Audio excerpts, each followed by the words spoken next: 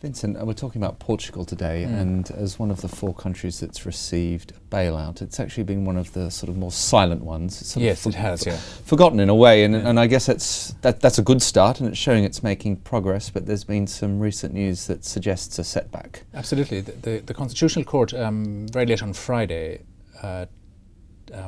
turned down part of an austerity package that it said was unfair and inequitable, relating to extra bonus salaries that almost every employee in Portugal receives every year. They get a special payment in summer and a special payment at Christmas, and the government wanted to scrap one of those, and the court said you can't.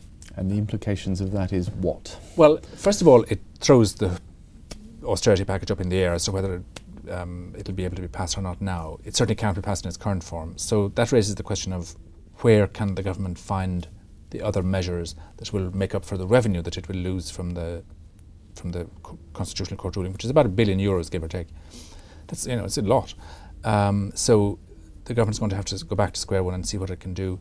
Unfortunately, it has almost no scope for tax rises because they're already very high, and the public is really against further public spending cuts. There has already been big demonstrations on the streets, and so it's quite a tense moment in the whole Portuguese bailout.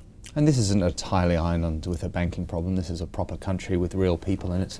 Why do you think there's been such a muted reaction even to this story? And we saw that Spanish bonds today, fell through down 2%. Yeah, I think that Portugal's problem is a particular problem to Portugal. It's not a banking crisis. It's not any kind of offshore thing. It has to do with the fundamentals of the Portuguese economy, which are dire. Not only are the fundamentals dire, but even the economy itself, the structure of the economy is very weak. It doesn't really make a lot of export goods. It squandered a decade in the Eurozone. It was only growing at 1%, whereas Ireland's growing at 5% in the early days of the Eurozone. Even Italy was growing faster than Portugal in many ways.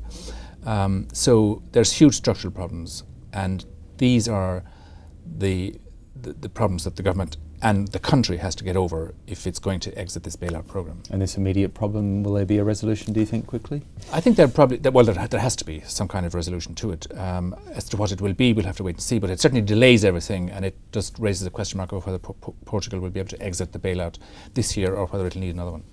Okay, well, Cyprus is now yesterday's story. We will now be watching Portugal carefully. Thank you very much for that update.